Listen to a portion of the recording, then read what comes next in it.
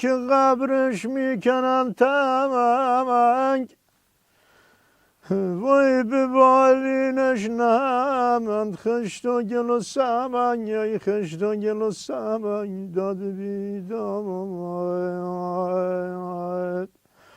آی نپایان که از موران گریزه نه دست آن که با ماران کنه جنگ ای داد ای داد ای داد ای بیمروت. ناکس تو داری واه ورشا میخونی واسه عضوا؟ آی دکتر این محلی بود چطوری به ورشا ربطش میدین؟ ولی حالا که بحث شد ضربه خیلی بدی بود آی دکتر. هنوز از فشار کمرشکن تظاهرات پاریس قد راست نکرده بودیم این بلا به سرمون نازل. آره این اون بوکس دومی است که بعد از اینکه اولی زد گارد تو پرون باز کرد میخوره صاف تو پوست. خیلی منجوره. دل مقام عظما دست این اروپا خونه ساز و کارش نسیه و تا حالا چیزی به نظام نماسیده ولی تظاهرات براندازه نظام نقده به اون بزرگی با اون شکوه عظمت که چشم آدم خیره میکرد. سب کن بینم تو اصلا معلومه طرف کی هستی؟ عظما یه دوست مثل تو داشته باشه 1000 تا دشمن واسه چی میخواد؟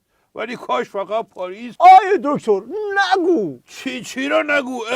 همه دنیا دارن میگن تو من میگی نگو. مگه مقام عثمان نگفته بود خبری نمیشه کسی نمیره؟ آها از اون نظر اونو که درست گفته. آره سوریه نرفت ونزوئلا هم نرفت بنین هم حالا نمیدونم کجاست ولی اونم نرفت. آره آفرین فقط یه 60 70 تا کشور با یه تظاهراتی که در چشم کار میکرد آدم بود با همینجوری رگباری مشت تو پک و پوز عثمان که آسفالتش کردن. دکتر پس اون شعری که اولش خوندم درست بود بدبخت شدی. نه اونجایی که تو خوندی بدبخت نشدیم تو نگرفتی داستانو.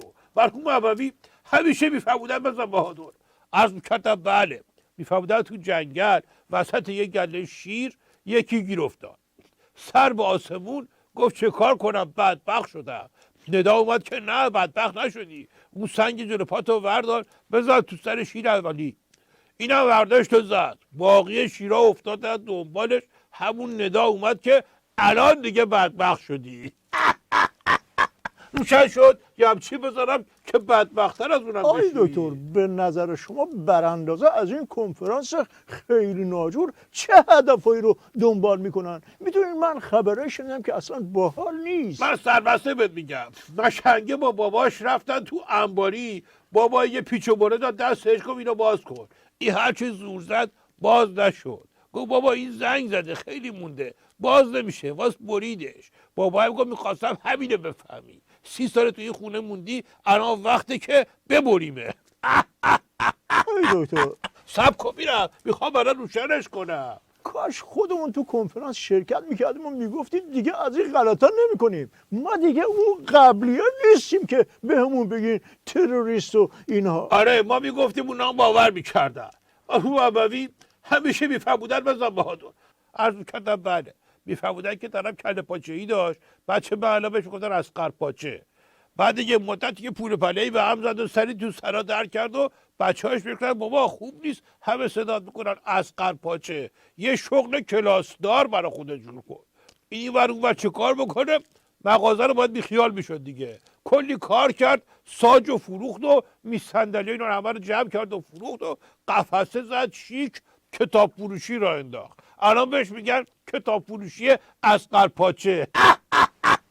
روشن شد یه همچی بذارم که تو هم بری هم کار کنی. آیا دکتر داریم میرسیم به جاهای باریک در مورد FATF ضرب الاجلش رسیده.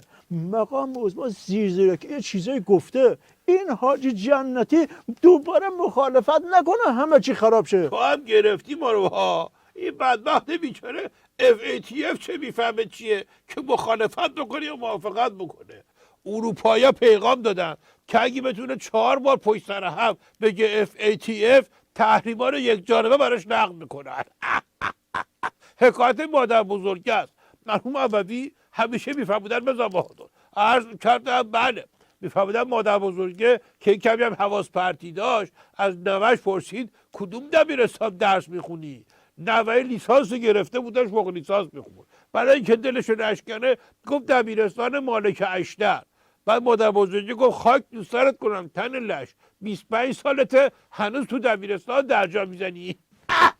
آی دکتر یه نام روشن شد یا بذارم بری چه خبره دبیرستان؟ آی دکتر این همه روشن میکنی؟ یه نامه ای داریم از سردار سلامی اوه، اوه، سلام رسونده و گفته به فرموده شما هارت و پوت نکردن، نتیجهش این شد که 22 بهمن کسی نیومد تظاهرات، از هر سال سوت و کورتر بود. مشک اگه به هارت و پورت تو بود که خب گنده تر از توش که نمیخوام اسم ببرم هارت و پورت کرد.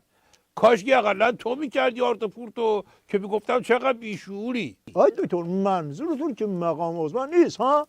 به خاطر بدبختی نظام فعلا دندون رو جگر میذارم چون که مقام عظما گفت بر علیه هم چیزی نگین. نه که عبب خیلی گوش کردم به حرفش.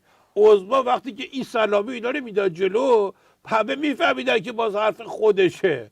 وای به حال الان مشنگارم گوله میزد هیچ وقت. مرحوم ابوی همیشه میفرمودن بزن بهادر، عرض میکردم بله میفرمودن تو تاکسی مسافر مشنگه از سرهنگه پرسید آقا شما سربازی؟ سرهنگم دیدیم مشنگه. گفت آره سربازم. مشنگه گفت پس غلط کردی لباس سرهنگا رو پوشیدی. یعنی مقام عظما اینقدر اقتدار نداره که تو نظام بگه چی بگه چی نگه؟ صحت خواب سربسته بازمت میگم. مرحوم ابوی همیشه میفرمودن بزن بهادر، عرض میکردم بله میفرمودن روباهه و خره و کفتاره داشتن میرفتن تو راه. خره از علفا میخورد ولی برای اون دوتا هیچی نبود که بخورم.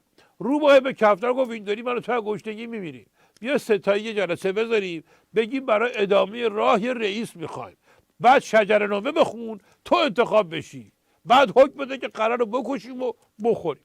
جلسه گذاشتن و کفتار شجره‌نامه خوند که خودش جدن در جد حاکم جنگل بوده، روباه هم جدن در جد خدمتکار حاکم بوده. خره بو برد که قضیه چیه. گفت من سواد ندارم اما شجره‌نامه زیر این سم عقبیم نوشته هر کی سواد داره بره بخونه. کفتاره گفت من میخونم. همین که رفت عقب خره یک جفتک شیک و مجلسی انداخت، کفتار دراز به دراز افتاد رو زمین. روباه در رفت. خره گفتش که کجا؟ یه بقیه راهو با هم بریم. روباه گفت نه کار فوری دارم، باید برم قبر پدرم رو پیدا کنم 7 بار دورش بگردم که نذاش سواد یاد بگیرم وگرنه الان من بودم که دراز به دراز افتاده بودم. روشن شد یا بدم کمچی یه جفتک شیک برات بذارن همون بسیج. آیه دکتر شما حرف این امام وسط حسین مشخص نکردی که منظورتون از کفتار مقام عظما بود یا داشتید به بسیج اولاق میگفتید؟ مقام عظما آخه این بسیج چه عروس. مثاله!